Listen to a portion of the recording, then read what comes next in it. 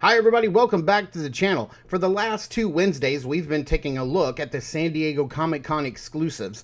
2 weeks ago, we took a look at the Hasbro G.I. Joe Classified series Not a Man or Once a Man Cobra Commander. Last week, we took a look at Mattel Creations' Too Bad cartoon collection version. And today, we're continuing that trend with Star Wars The Black Series, Darth Maul and Sith Speeder.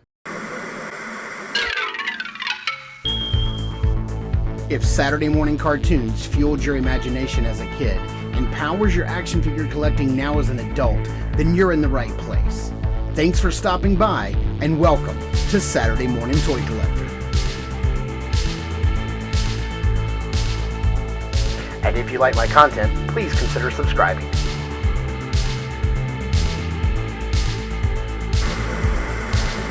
Alright, taking a closer look at the front of the box here. Boy, the nostalgia is hitting. 25 years since episode 1. Got that beautiful episode 1 artwork. We've seen most of everything he comes with. The droid, the lightsabers, his binoculars, Darth Maul and Sith Speeder. I'm just so nostalgic for this package. It reminds me of, Toys R Us Midnight drop. Here's a lot of write-ups on the back about the toy and the speeder. It includes figure, vehicle, and 6 accessories. 6? We got 6 accessories in here? They must be counting the stands. 1, 2, 3, 4, 5, 6. Yep, they're counting the stands as accessories. Yeah, okay. So let's get him opened up and see what he can do. Starting off with the accessories here, we do have his Sith binoculars here, which look really nice. We do have one little dot of red on there, so, not completely devoid of paint. Very well sculpted, looks very nice.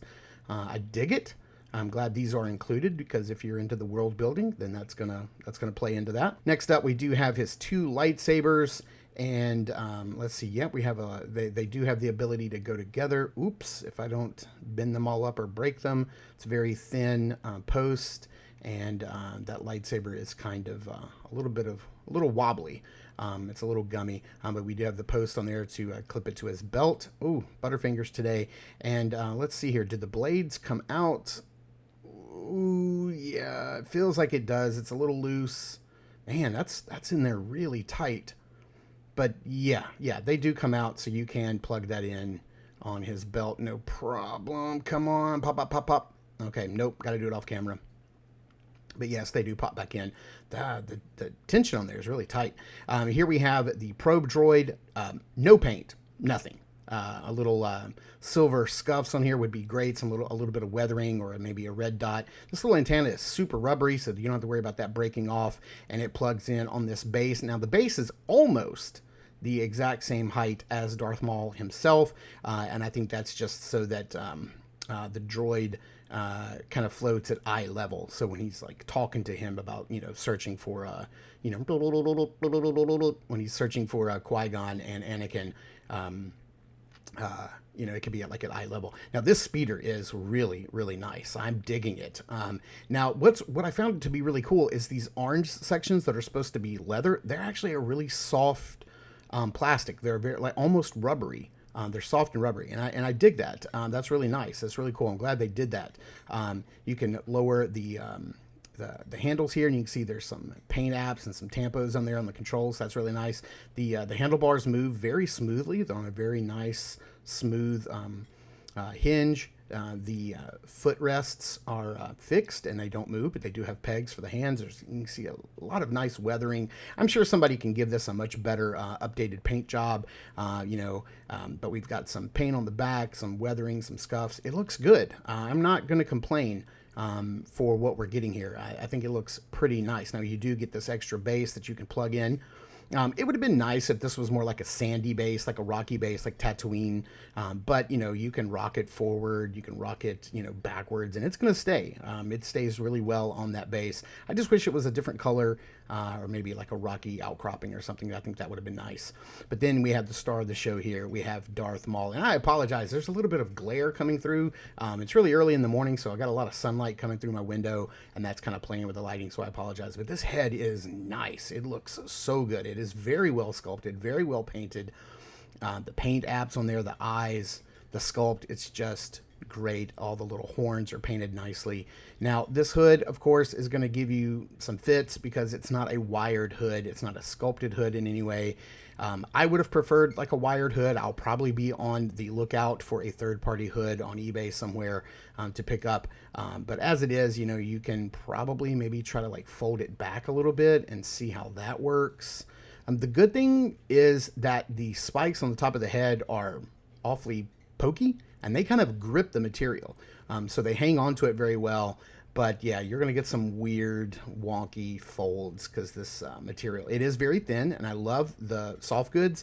It just doesn't hang very well in the hood area. He does come with another accessory. They probably should have counted this as an accessory, but that is his probe droid communicator. Has a little dot of gold on it, I just noticed. But yeah, the rest of this guy looks great. I'm very excited about the updated legs, the sculpt on the legs. That's something I've been wanting for a long time with Darth Maul. And so let's see here. How do we get this? Let's see here. What's the best way? How do these arms come out of the sleeves? So, let's just go ahead and just raise them straight up, and everything should just lift right up over his head. It's a little difficult, but not too bad. The material is very stretchy and very forgiving. There you go. It's probably getting it back on is going to be a little more difficult than getting it off. Man, these things are all kind of like folded up and bunched up. I don't know how I feel about all these soft goods. I mean, I know they're necessary because he's going to be in a sitting riding pose. So I'm not going to complain, but I just don't know how I feel about them completely. But I am thinking this is a wholly new sculpt, head to toe for Darth Maul. For the articulation, he can look up that far. He can look down that far. You get a lot of like bobbling left and right, which does so much for this character who was largely silent throughout the film. And it's because you've got a point of articulation in the bottom of the head and the bottom of the neck, so he can shunt forward, and that just does so much for his, look at that. That's just so Darth Maul right there. And one of the nicest additions is this super, super good butterfly joint. It doesn't help so much going forward because of the way the tunic is, but going back, it's awesome. He can rotate all the way around. He can hit that T-pose, no problem. There's no upper bicep cut because of the blousing, but we do have a hinge and a swivel at the elbow, and that's a single joint, but you're getting well past 90, almost double jointed degree of range of motion there. We have a glove rotation, and are these on like vertical or horizontal? What's going on here? Oh, it's on a ball joint. That's awesome. I think I dig that. Yeah, I think I dig that. I wouldn't mind if all figures came with their little hands on ball joints. I think that's nice. We don't have a lot of range of motion here in the waist. It does, kind of bobble around and you get some tilt. But, he's only going to bend forward about that far and only bend back about that far. But that's to be expected. And you can fully rotate at the waist. Let's see what's going on with the legs here. Let's see here. We do have that upper thigh cut.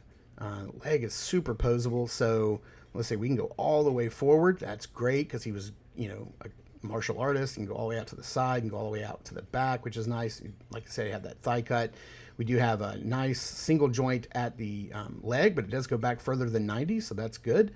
Let's see, we have a swivel at the knee as well. We do have an upper boot cut, but I got to tell you, it's kind of hindered by the way the sculpting is because it's not a flat sculpt. It's kind of, up and down, so we don't get a, an easy twist there, but we do have a hinge and a rocker down on the foot for foot articulation. Now, I do want to compare this guy to the very first Darth Maul that we ever got. Because let's see, how long ago was this now? It was like 2013, I think. We got this first wave of Darth Maul. He was number 2 in the line. I think Luke in his X-Wing gear was number 1. But it's been about 11 years since we've gotten this Darth Maul with the plastic hood and plastic cape. So we're going to see how well he stacks up to this guy because this is a figure that I've been wanting an update for a very long time. And I'm surprised it's taken them this long to get around to it. But you can see we've got fully newly tooled everything. I don't think anything here is reuse. The head is much better on the new ones, much smaller and more, realistic. You've got the, I will say that I do kind of like the plastic tunics on the lower part of the of his cloth, but it's these legs that needed to be updated. We were so happy to get double jointed knees, but look at the bulkiness of this original leg versus the bulkiness of this new leg. It's much more streamlined, it's much thinner. You know, the boots are not nearly as thick. Even when this figure came out, you know, originally, I thought, man, these legs are just too big, too baggy. The boots are too big. I do like the lower plastic parts, and maybe we will get a further updated version of Darth Maul in the future. But we do have this guy to compare him to, and then we have another Darth Maul. We have the Clone Wars Darth Maul to bring out and to look at, and you know, there was a lot of really good things with this Darth Maul as well. From the head sculpt, I think is really nice and great. And so, you know, like I wonder if, you know, maybe if, I don't know how this head is put on, if it's put on the same. Oh yeah, we do have a double joint here, so we could pop this off. And I wonder if we can pop this on this figure and have like this sneering, snarling head on there as well. Let's see how well this pops on. Is it going to fit? Man, I'm so glad this is like a 2-part neck so that this works. There we go. Yeah, and I think that looks really good. Man, that is pretty dope. So if you have this Clone Wars Darth Maul and you want to do a head swap, you certainly could, because that's definitely going to work. Now, will I be able to get this one on camera? Pushed on all the way. Feels a little loose. There we go. That's much better. I got to tell you, this is a great figure. I am loving the articulation, the sculpt, the newly tooled body, all the accessories and everything he comes with. You know, I don't have a lot of complaints when it comes to this figure, because this is definitely a figure that we've needed an update for, clearly, for, you know, almost 11 years now since the original came out. And I'm really digging this guy. I think he looks great, from the sculpt, the paint apps, everything he comes with.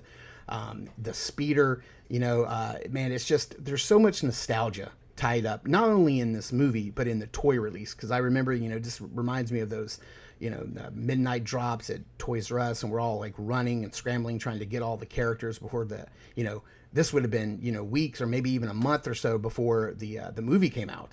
And that's certainly not the case anymore. Now we're waiting months and months after the movie comes out before we get figures from whatever that media is.